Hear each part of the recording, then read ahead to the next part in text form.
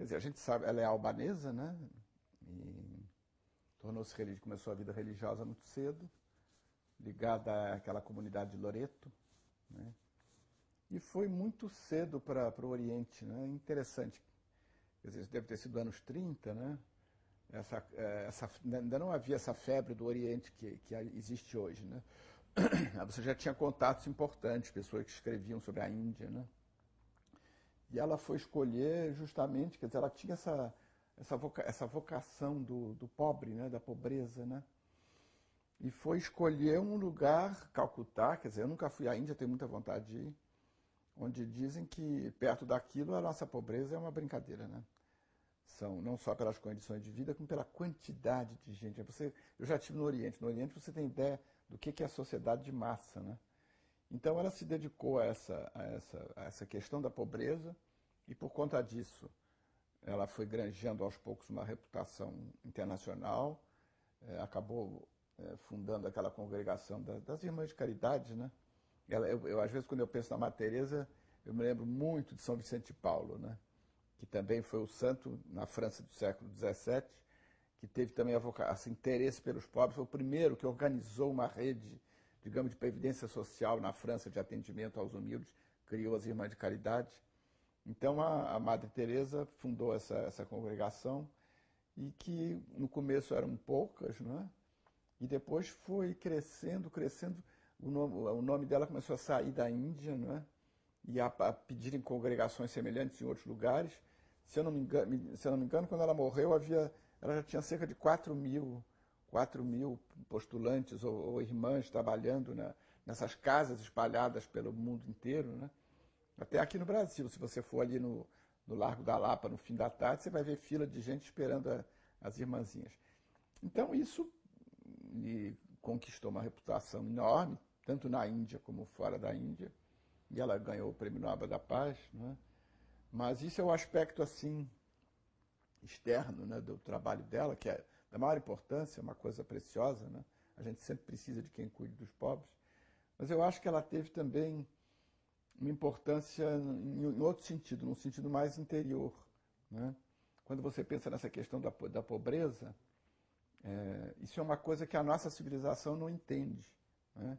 Nós estamos numa era de consumismo, todo mundo só fala em crescimento, crescimento, crescimento. Quem é da classe D quer passar para a classe C, depois para a classe B, todos esses gráficos e essas estatísticas que transformam a pobreza numa coisa meio infamante, né? Numa coisa que você tem que... Uma lepra de que você tem que se livrar depressa, né? E a Madre Teresa via a coisa de outra maneira. E nesse sentido, eu acho até que ela vai acabar sendo... Ela já foi, acho que, beatificada, acho que ela vai ser santificada, né? Porque ela voltou, você pode dizer, voltou às origens do cristianismo, né?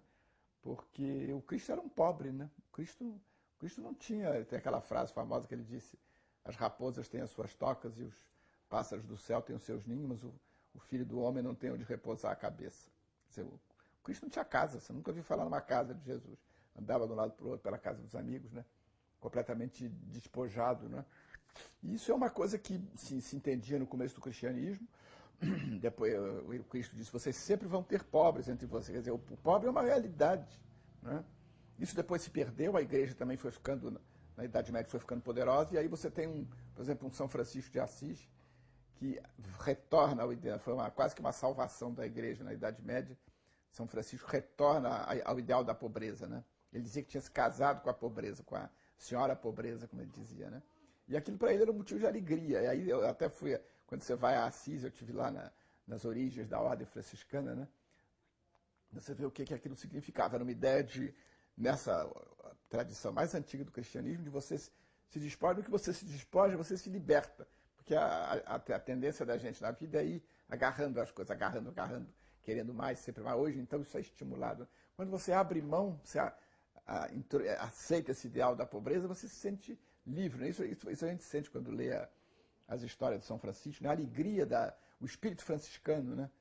Porque ela deu dignidade aos pobres, né? Aqueles pobres a quem ela atendia, não é? Para essa civilização consumista em que a gente vive hoje, o pobre é uma pessoa para você se livrar rápido, ou então mandar ele para um asilo ou para uma instituição de caridade, tem que sumir com o pobre.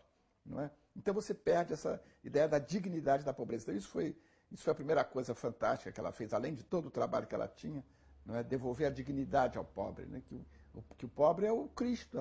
Os santos sempre disseram isso. Você olha o pobre, você vê o Cristo, né? O Cristo completamente pobre como ele era, né? Então eu acho que isso é uma coisa. A outra coisa que eu acho que ela fez também de um modo muito impressionante, né, é a questão da morte. Porque isso é outro tabu da nossa época, nossa civilização moderna.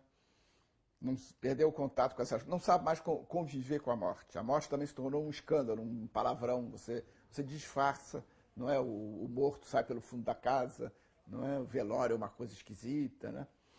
E a morte é a coisa mais natural do mundo, faz parte da vida, né? Isso no Oriente, por exemplo, você tem isso assimilado de um modo muito mais natural. Os tibetanos tem o famoso livro tibetano dos mortos, que é um livro que ensina, né, como morrer e como fazer depois da morte. Que depois da morte eles dizem que o espírito continua um pouco pairando, né? Enfim, os orientais têm muito isso, né? Os hindus também trabalham muito essa questão da morte como uma coisa natural. E isso aqui se tornou um escândalo, né? Então eu acho que ela trabalhava com as pessoas mais pobres, mais doentes, né? Levava para os abrigos dela. Muitas vezes... sim, o que eu queria dizer é o seguinte, é que você hoje, por exemplo, aqui na nossa vida moderna, quando você vai visitar uma pessoa que está morrendo, ela pode estar nas últimas, você diz, não, você está ótima, e você se sente mal, porque você está dizendo uma mentira, não é? E você rapidamente trata de ir embora, ou diz umas palavras convencionais. E então, isso eu estou me lembrando de um livro lindíssimo de um budista moderno, que reescreveu o livro tibetano dos mortos. Ele diz, isso é uma crueldade, porque a pessoa que está perto da morte, ela sente que está perto da morte, ela tem medo, porque é claro que é uma passagem, não é? Nós cristãos achamos, e os hindus também, que é uma passagem de uma vida para outra, mas é uma passagem assustadora, não é? Então a pessoa quer apoio, quer auxílio, e a única coisa que ouve é, não, você está ótimo, está tudo bem, você vai ficar bom, você vai ver um remédio aí novo que vai resolver o seu problema. Então a gente escamoteia o problema da morte. E a Madre Teresa não fazia isso, não é? Tomava a morte como enfio. Tem várias cenas do Cristo acompanhando pessoas que estão morrendo, não é? É uma coisa, uma passagem, não é? Então ela fazia isso. Aí por conta disso, ela foi criticada, ela foi atacada em várias épocas da vida dela, porque diziam que ela, em vez de querer salvar as pessoas, de querer levar para um hospital, de repente tem um último recurso, que ela simplesmente ajudava as pessoas a morrerem. Bom, se você pensar quantos milhares de pessoas ela atendeu, é muito difícil dizer quem estava pior, quem estava melhor, quem podia salvar, quem não podia salvar, não é? Mas eu acho que isso foi uma coisa fundamental, porque a morte é uma parte da nossa vida. Cada um de nós vai passar por isso, né? E se a gente simplesmente tem medo e não fala e transforma isso num tabu, fica um horror, fica uma coisa terrível. Antigamente as crianças iam ao velório, hoje não deixam mais a criança ir ao velório, não pode ir ao velório, não pode ver o morto. E aí, quando chegar na hora, né? Não tem preparação nenhuma, né? Então eu acho que isso foi uma coisa também importantíssima, de desmistificar a questão da morte. Eu acho que um terceiro legado que ela nos deixou foi a própria questão da santidade, né? Porque a gente sente que ela é uma santa, as pessoas que chegavam perto dela tinham essa sensação, essa força da Madre Teresa, né? E aí a gente acha que pessoas, por exemplo, assim, são coisas inatingíveis, né? Não, ela é a Madre Teresa, eu não posso. Então você deturpa a vida cristã, porque a vida cristã é feita para todos nós temos esse chamado de aproximação com o Cristo, né? Por exemplo, nos últimos tempos, acho que até que depois da morte dela, apareceram uns documentos, umas cartas, em que ela mostrava angústia, perplexidade. Quer dizer, ela mostrava que o santo, a pessoa extraordinária que ela era uma pessoa comum, tinha suas dúvidas, às vezes até não sentia mais a presença de Deus, né? A gente às vezes acha que o santo vive numa Disneyland espiritual, né? Conversando com os santinhos o tempo todo, com os anjinhos o tempo todo, e não é nada disso, né? A vida espiritual é um mistério, você às vezes vai para frente, vai para trás. Então isso aparece, né? A Madre Teresa, eu acho que foi uma reportagem do Time que repercutiu muito, né?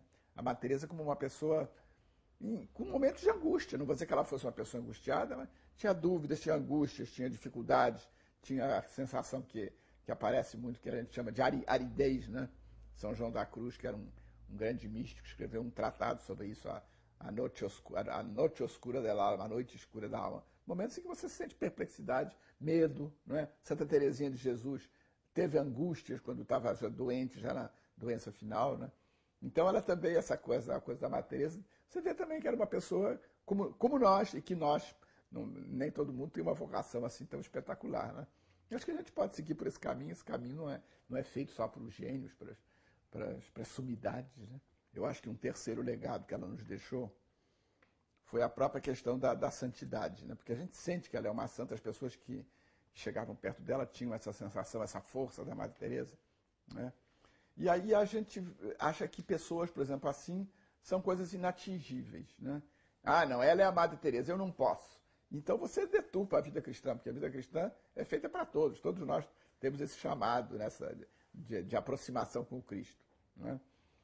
Por exemplo, nos últimos tempos, acho que até que depois da morte dela, apareceram uns documentos, umas cartas, em que ela mostrava angústia, perplexidade, quer dizer, ela mostrava que o santo, a pessoa extraordinária que ela era uma pessoa comum, tinha suas dúvidas, às vezes até não sentia mais a presença de Deus, né? A gente às vezes acha que o santo vive numa Disneyland espiritual, né? Conversando com os santinhos o tempo todo, com os anjinhos o tempo todo, e não é nada disso, né? A vida espiritual é um mistério, você às vezes vai para frente, vai para trás, então isso aparece, né? A Madre Teresa, eu acho que foi uma reportagem do Time que repercutiu muito, né? A Madre Teresa como uma pessoa com momentos de angústia. Não vou dizer que ela fosse uma pessoa angustiada, mas tinha dúvidas, tinha angústias, tinha dificuldades, tinha a sensação que aparece muito, que a gente chama de aridez, né? São João da Cruz, que era um grande místico, escreveu um tratado sobre isso, a noite oscura da alma, a noite escura da alma. Momentos em que você sente perplexidade, medo, não é? Santa Teresinha de Jesus teve angústias quando estava já doente, já na doença final, né? Então ela também, essa coisa, a coisa da Madre Teresa, você vê também que era uma pessoa como nós, e que nós, nem todo mundo tem uma vocação assim tão espetacular, né? Eu acho que a gente pode seguir por esse caminho não é feito só para os gênios, para as sumidades, né?